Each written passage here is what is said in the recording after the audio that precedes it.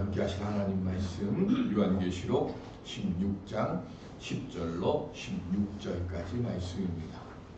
요한계시록 16장 10절로 16절.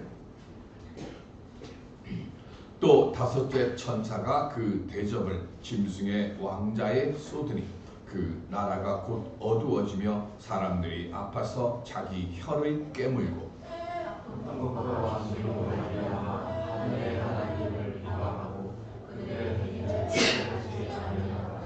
또 여섯째 천사가 그 대접을 큰 강 유브라데에 쏟음에 강물이 말라서 동방에서 오는 왕들의 길이 예비되었더라. 또 내가 보매 개구리 같은 새 더러운 영이 용의 입과 짐승의 입과 거짓 선지자의 입에서 나오니 그들은 귀신의 영이라 이적을 행하여 온 천하 왕들에게 가서 하나님 곧 전능하신 이의 큰 날에 있을 전쟁을 위하여 그들을 모으더라. 보라 내가 곧 같이 오니 누구든지 깨어 자기 옷을 지켜 벌거벗고 다니지 아니하며 자기의 부끄러움을 보이지 아니하는 자는 복이 있도다. 새 영이 히브리어로 아마겟돈이라 하는 곳으로 왕들을 모으더라. 아멘. 지금 아침 9시 3분에 태국에서 181명을 태우고 온 제주 항공의 비행기가 무안에서 추락을 했다고 합니다. 내려오기 전에 제가 들은 거로는 2명 현재 생존했고 지금 구조를 계속 하고 있는데 화면에 나오는 걸 봐서는 큰 불이 나서 아마 인명피해가 엄청 많아질 것 같습니다. 나라가 혼돈 속에 있는데 또 이런 사고가 났습니다. 정말로 우리들이 기도해야 될 일들이 더 많아지는 것 같습니다. 한 해 동안 참 수고 많으셨습니다. 새해에는 주 안에서 이런 슬픈 소식들이 아니고 복된 소식들이 여러분들의 가정들에 가득 찰 수 있기를 주님의 이름으로 간절히 기원 드립니다. 한 해가 저물어가고 있습니다. 돌아보면 감사할 것도 있고 또 아쉬운 것도 있고 그리고 걱정과 염려로 밤잠을 이루지 못하며 지새운 적도 있었고 그리고 뜻하지 않은 복된 소식에 웃었을 때도 있었을 겁니다. 그리고 꼭 이루고 싶었던 일들에 대해서 꿈도 꾸지 못할 만큼의 그런 상황의 답답함과 안타까움도 가지고 지내왔습니다. 그런 일들 속에서 우리들은 어떻게 해야 할까요? 동서 베를린 사이에 장벽 옆에 작은 교회를 세우고 목회를 하던 만프레드 피셔 목사라는 분이 있었습니다. 그런데 동독 측에서 관측병의 시야를 가린다고 이 교회를 부숴버렸습니다. 이 교회가 폐허만 된 그곳에 그날부터 만프레드 피셔 목사는 하루도 빼지 않고 빠짐없이 5년 동안 그곳에 와서 예배를 드렸습니다. 그리고 마침내 5년 후에 응답이 왔습니다. 독일의 베를린 장벽이 무너지고 통일이 온 겁니다. 통일을 이루고 난 뒤에 만프레드 목사는 그 부서진 교회의 잔해를 모아가지고 그 위에다가 교회를 세웠습니다. 그 교회의 이름이 화해교회입니다.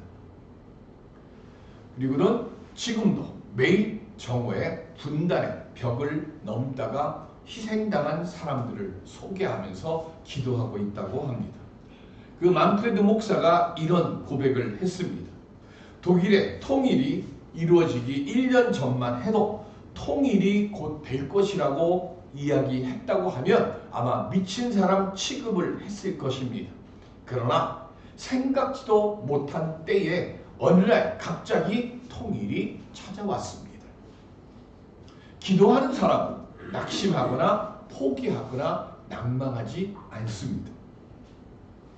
내 믿음의 자리를 지키며 말씀을 묵상하고 기도와 예배를 드리며 굳건히 나아갈 때 그때 생각하지도 못한 때에 생각지도 못했던 역사의 응답을 얻게 될 줄로 믿습니다. 위기에 처한 이 나라를 위한 기도 그리고 우리 교회의 부흥 그리고 내 가정의 기도 제목들을 포기하지 말고 기도함으로 새해 감사와 소망의 기도 응답들을 모두 얻어가는 우리 모두가 될 수 있기를 주님의 이름으로 간절히 기원드립니다. 그 은혜의 응답을 만들기 위해서 우리가 뭘 해야 될까요? 오늘 10절과 11절에 보면 다섯 번째 천사가 대접을 짐승의 왕자에 쏟는 것으로 시작합니다. 사단의 수하인 바다에서 올라온 짐승이 권자를 받았고 그리고 이 권력을 땅에서 올라온 짐승을 통해서 완벽하게 보완이 되죠. 그리고 그 권자에 하나님께서 천사를 명해서 대접을 쏟았습니다. 그랬더니 곧 어두워졌다고 했습니다. 그리고는 사람들이 아파서 자기 혀를 깨물고 악한 종기로 말미암아서 그리고 그 아픔으로 말미암아서 하나님을 비방하고 행위를 회개하지 않았다고 했습니다. 여기서 우리가 하나 생각해야 될 것은요. 사단이 어둠의 세력입니까? 아니면 빛의 세력입니까? 요한 1서에 보면 하나님이 빛이죠. 사단은요. 어둠의 세력입니다. 그러니까 원래 어둠의 세력인데 대접을 쏟았는데 다 세상이 어두워졌다고 하는 말은 무슨 뜻일까요?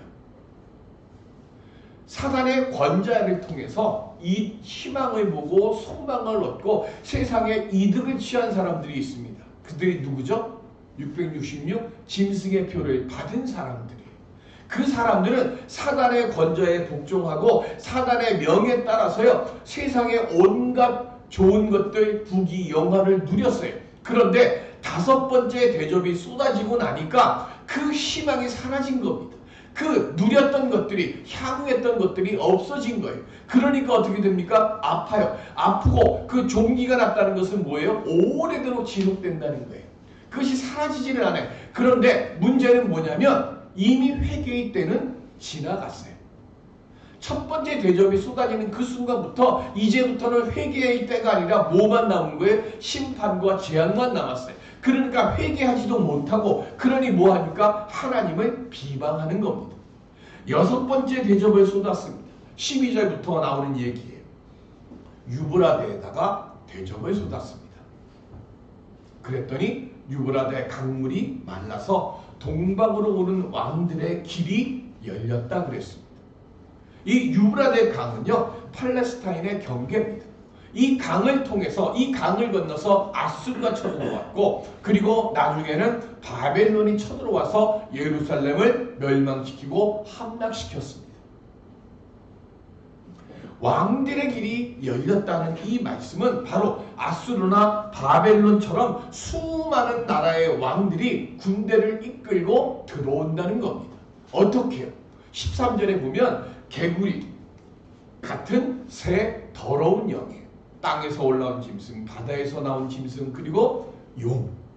그 새 더러운 영들이 입에서 개구리 입에서 나와가지고 뭘 하는가 하면 이적을 행해요. 그런데 그 이적을 행하면서 뭘 하는가 하면 신통방통한 그 이적을 보고 세상의 왕들이 마음이 미혹됩니다. 그리고 그들을 깨워서 마지막 큰 전쟁을 하기 위해서 모은다는 뜻입니다. 그리고 이것을 뭐라고 했다고요? 히브리어로 아마겟돈이라고 했습니다. 우리나라에서는 아마겟돈이라고 하는 영화가 없을 거예요. 그런데 외국에서는 아마겟돈이라는 이름으로 영화가 여러 편이 있어요. 다 뭐냐면 제가 기억 남는 건 외계인하고 싸우는 거예요. 그걸 최후의 전쟁이란 그 뜻으로 아마겟돈이라고 하는 말을 썼어요. 근데 사실은 아마겟돈은 최후의 전쟁 그 뜻이 아닙니다. 원래 이 아마겟돈이라고 하는 이 말은 원어는 하르마겟돈인데요. 이 말의 뜻이 뭐냐면 무기또의 산이라는 뜻입니다. 우리는 골짜기 하면 골짜기 이렇게 해가지고 우리 골짜기 하면 이렇게 온폭되어 있는 이걸 생각하는데 이스라엘은 이 큰 전쟁이 특히 이 무기또라고 하는 이 골짜기에서 이스라엘의 역사를 좌우하는 전쟁이 200번 넘게 일어나요. 근데 골짜기라고 해서 나중에 그 이스라엘에 가보면 골짜기에서 우리처럼 이렇게 된 게 아니고요. 골짜기가 평야, 개마고원 같이 넓다란 평야입니다. 그러니까 그 넓다란 평야에서 전쟁이 여러 번 일어나게 되어지는데 사사기 4장 13절 시작. 시스라가 모든 병거 곧 철병거 900대와 자기와 함께 있는 모든 백성을 하로셋 학고임에서부터 기손 강으로 모은지라. 아멘. 그 무기또라고 하는 곳에 있는 걸 뭐냐면 바로 이 기손강이에요. 가나안 왕 야빈이 군대 장관 시스라엘의 명에서 군대를 보냅니다. 그리고 드보라의 명을 받은 바락의 군대가 이들과 전쟁을 치릅니다. 당연히 이스라엘이 져야 될 전쟁이에요. 병력도 없고 무기도 없고 경험도 없어요. 그런데 이 전쟁에서 승리를 거두죠. 그 곳이 기손이고 그것이 곧 무기또입니다. 아합 시대 때 엘리야가 갈멜산에 올라갑니다. 갈멜산에 여러 개의 산이 모여 있어요. 그곳 중에 하나가 이곳일 거다라고 생각하고 그곳에 엘리야의 교회를 만들어 놨습니다. 근데 지금도 정확히 엘리야가 어느 봉우리에서 했는지는 몰라요. 그런데 그 갈멜산이 있는 그곳도 바로 기손이에요.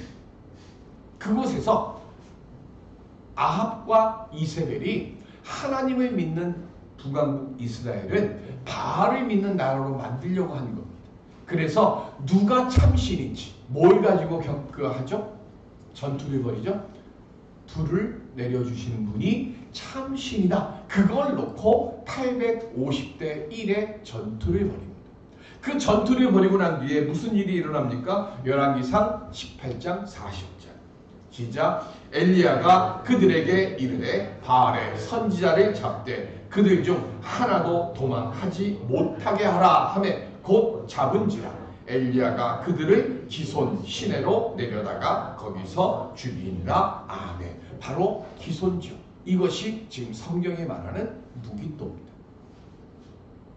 왜? 그러면 반모섬의 요한은 이곳에서 아마겟돈 전쟁이 일어난다고 했을까요?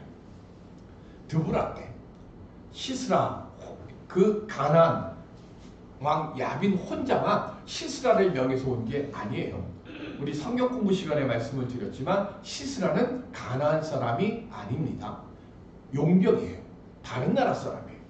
그 얘기는 무슨 얘기인가 하면 가나안 왕 야빈이 군대를 이끌고 올 때 가나안 왕 자기네 병력만 모아서 온 게 아니라 다른 주변에 있는 다른 여러 나라들의 연합국을 모아서 왔어요. 왜 왔을까요? 사사기 5장 19절 시작. 왕들이 와서 싸울 때 가나안 왕들이 무기또 물가 다이낙에서 싸웠으나 은을 탈취하지 못하였도다. 아멘. 이 야민이요 군대를 모을 때 뭐라고 얘기하는가 하면 우리가 이스라엘에 가면 우리가 무조건 이긴다. 이기면 그 땅에 있는 은과 금을 너희들이 다 가져가도록 해줄게. 그래서 뭐 하는 거예요? 전쟁에서 승리를 확신을 하고 지금 연합군을 결성해가지고 쳐들어오는 거예요. 그런데 상대도 되지 않을 거라고 생각했던 그 이스라엘의 군대가 하나님께서 드보라에게 명하시고 드보라가 바락에게 명한 그대로 해냈더니 그 전쟁에서 승리를 거둔 거예요. 사람들이 헛힘을 쓴 거죠. 오늘 요한은 드보라는 엘리야 때처럼 개구리 같은 새 더러운 영이 이적을 행하면서 하나님의 나라를 멸하기로 작정하고 세상 왕들을 모았다고 얘기하는 거예요. 그리고 세상 왕들을 모은 그 모습을 보시고 하나님께서 오늘 본문 15절 우리 함께 같이 볼까요? 요한계시록 16장 15절 시작. 보라 내가 도둑같이 오리니 누구든지 깨어 자기 옷을 지켜 벌거벗고 다니지 아니하며 자기의 부끄러움을 보이지 아니하는 자는 복이 있도다 그랬어요. 예수님의 말씀이 두 개가 같이 들어가죠. 내가 도둑같이 오리라고 하는 거 하고요. 또 하나는 뭐예요? 부끄러움 받지 말아라. 지금 이 요한계시록은 누구에게 쓴 편지라고요? 우리에게, 미래의 교인들에게 아니고요. 이 편지는 지금 극심한 박해를 받고 있는 소아시아의 7 교회에다가 쓴 거예요. 무슨 얘기죠? 먼 훗날에 지금 일어나는 일이 아니에요. 지금이에요. 지금 예수를 믿는다는 이유로 극심한 박해에 시달리고 있습니다. 언제 붙잡혀가서 언제 죽임을 당할지 모르고, 어제 예배를 드렸던 이가 오늘 안 보이면 지금 뭐 하는 거예요? 죽었거나 붙잡혀가 있구나 하는 거예요. 빛의 자녀로 부름을 받았는데 세상 권세를 가지고 있는 그 사단의 세력 앞에서 점점 그 빛을 잃어가고 있어요. 하나님의 거룩한 자녀라고 하는 복된 옷을 입혀주셨는데 세상 삶이 너무 힘들어요. 예배를 드리는데 힘이 나지를 않아요. 그리고 하나님의 말씀을 붙잡고는 있는데 언제까지 이런 고통을 당할지도 몰라요. 그러다 보니까 성도다움을 자꾸 잃어버리고 살아가는 거예요. 그러다 보니까 영적 옷이 지금 벗겨지기 일보 직전이에요. 그래서 뭐 하는 거야? 벌거벗으면 그 부끄러움을 보이지 아니하는 자는 복이 있도다라고 편지를 쓰는 거예요. 그래서 말씀하는 거예요. 독일 통일이 순식간에 온 것처럼 하나님 악의 군대가 그렇게 쳐들어와서 극정성의 그 옛날 바벨론이 예루살렘에서 무너질 것 같은 그런 풍전등화의 위기와 같은 그 순간에 있다 할지라도 내가 속히 올 것이니까 걱정하지 말고 염려하지 말고 말씀 붙잡고 소망 붙잡고 너희 그 부끄러움이 되어지지 않도록 믿음 안에서 있고, 그리고 지금 너희들은 치러오는 저들은 재물에 불과하다는 거예요. 갈멜산에 있던 850 그 아스다롯과 바알을 섬기는 그 선지자들 숫자로 지금 밀어붙이고 있는데 그 앞에서 외롭게 혼자 싸웠던 엘리야가 그들을 물리치고 그들을 무기또 기손 개울가에 가서 그들을 모두 죽였던 것처럼 그런 역사의 능력으로 내가 너희와 함께할 것이니까 그들은 재물에 불과하니까 두려워하지 말고 깨어있어서 부끄러움을 당하지 않도록 하라고 말씀하는 겁니다. 아마겟돈은 최후의 전쟁을 말하는 게 아닙니다. 먼 훗날 어느 순간에 일어나는 전쟁이 아니고요. 지금 내가 싸우고 있는 영적 전쟁을 말합니다. 우리는 그 영적 전쟁에 지금 참여하고 있습니까? 이 전쟁에서 지금 내 믿음의 옷을 제대로 지키고 있습니까?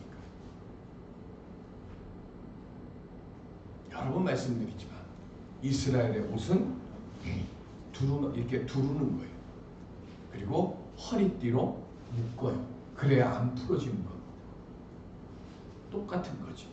위기의 상황이 올 때 이스라엘 사람들이 급하게 가다가 이 묶어놓은 끈이 풀어져 버리면 어떻게 돼요? 그러면 속옷밖에 없기 때문에 부끄러워지는 벌거벗은 모습이 보여지는 거예요. 골로새서에 이 모든 것 위에 뭘 더하라 그랬어요? 사랑을 더하라 그랬거든요. 성도는 뭐로 묶어야 되는 거예요? 하나님 사랑, 그리스도 사랑하는 그것으로 묶어야 되는 거예요. 교회 안에는 성도 간의 사랑으로 묶어야 돼요. 그런데 이 묶임이 풀어지지 않게 하기 위해서 뭐 하라고요? 예배 드려야 되는 거고, 말씀 묵상해야 되는 거고, 기도해야 되는 거예요. 고난이 오면 우리는 제일 먼저 뭐 하는가 하면 내가 믿음의 허리띠를 든든히 묶고 있는가를 돌아봐야 되는 거예요. 어느 교회에서 회고를 만드는데 청년의 회고에 이런 내용이 실려 있었습니다. 청년 영성 일기라고 하는 제목으로 한 청년이 여성 청년이 글을 썼어요. 교생 실습을 나갔습니다. 그리고 여자 고등학교인데 사립고등학교로 교정실습을 갔는데 그 학교가 미션스쿨이라서 교목이 있었어요. 그래서 그 목사님하고 이 청년하고 점심을 같이 먹었습니다.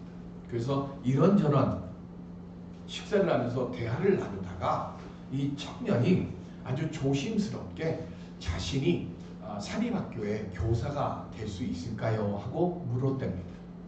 그랬더니 목사님 뭐라고 얘기했을까요? 뭐 알다시피 그죠? 어려울 거다. 현실이 그렇지가 않아 라고 이야기를 했답니다. 근데 그 목사님의 그 이야기를 듣는 순간 자기가 처음 교직 과목을 신청할 때 그때 자기를 아끼는 선배가 이렇게 얘기를 하더래요. 야, 너 백 있어? 너 백 없으면 학교 못 들어가? 하고 이야기를 하더래요. 현실의 얘기를 팍 하니까 그 말을 딱 듣는 순간 이 학생이 기가 확 죽는 거예요. 그때 이 선배가 후배가 기가 확 죽으니까 그 모습을 보고 마음이 좀 아팠는지 교회 다니는 걸 아니까 다시 얘기하면서 뭐라고 얘기하는 거? 아니야, 너 하나님 뺀 믿고 가면 되지. 그럼 될 거야 라고 위로의 말을 던졌답니다. 그랬더니 그 말을 듣고 이 청년도 오기로 맞아, 나에게는 하나님이 계시지. 그리고는 마음에 없는 말을 한 그 선배의 말을 꽉 붙잡고 지금까지 왔다는 거예요. 근데 그 목사님하고 이야기를 하다가 그 말이 갑자기 생각이 나는 거예요. 그리고는 집으로 돌아왔는데 집으로 돌아오는 길에 깨달음을 하나님이 주셨답니다. 오기로 붙잡았던 하나님 빽이라고 하는 말을 그걸 내가 잘못됐다는 걸 깨달았어요. 나는 내 자신의 갈 길을 위해서 하나님의 빽을 붙잡으려고 했던 거예요. 하나님이 내 인생의 목적이 아닌 내가 목적되어서 하나님께 도움을 얻으려 했구나. 그리고는 그 실습을 마치고 다시 3년의 시간이 지났습니다. 그게 오늘이에요. 여전히 임용될 학교를 기다리고 있어요.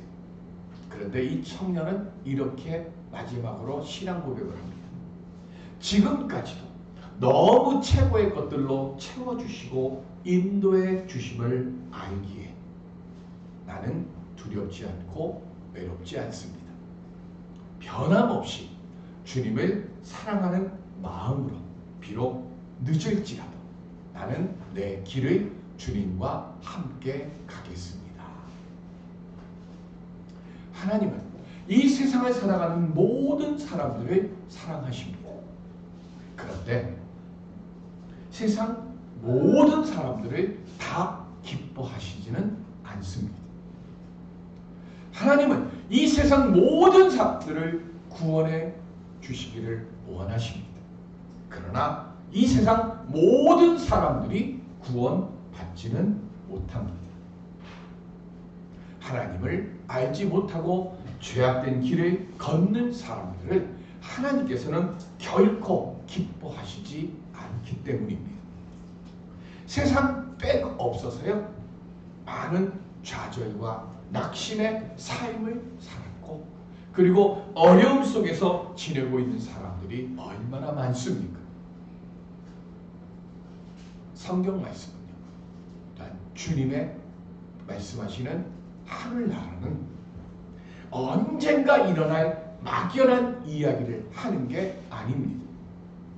아마겟돈, 이건 오늘 지금 이 세상을 낙심하며 염려하며 힘이 없어서 무력하게 살아가고 있는 사람들에게 말씀 안에서 믿음 안에서 하나님이 기뻐하시는 삶을 살아가려고 깨어 있으면 하나님의 도우심이 나를 지켜주심을 믿고 영적 싸움을 굳건히 하라고 지금 우리에게 말씀하고 있습니다.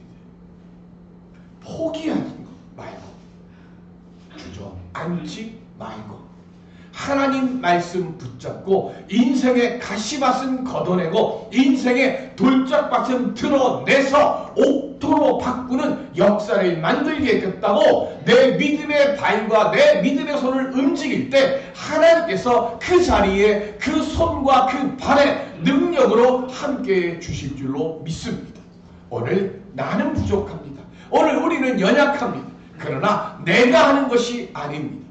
내가 목적이 되는 게 아니라 하나님의 뜻대로 하나님이 기뻐하시는 삶을 사는 것을 목적으로 하고 내가 말씀 붙잡고 한 걸음 한 걸음 뚜벅뚜벅 걸어 나아갈 때 그때 하나님께서 돌짝밭을 옥토로 바꾸시고 가시밭길을 황금의 들판으로 변하게 역사해 주실 줄로 믿습니다. 우리 모두 다 승리해 아마겟돈의 자리를 지키고 그곳에서 하늘의 영광을 드러내는 우리 모든 예배자들 되시기를 주님의 이름으로 축원드립니다. 아버지 하나님, 오늘 저희들에게 주시는 이 말씀을 통해서 아버지 하나님이여 가진 것 없습니다. 내세울 것 없습니다. 그러나 우리가 가진 것 하나, 예수 그리스도 붙잡고 말씀 붙잡고 예배의 능력 붙잡고 이 험한 세상을 승리하며 살아갈 수 있는 하나님의 복된 예배자들 되게 하여 주시옵소서. 새롭게 세워 주시옵소서. 감사하며 예수 그리스도의 이름으로 기도드립니다. 아멘.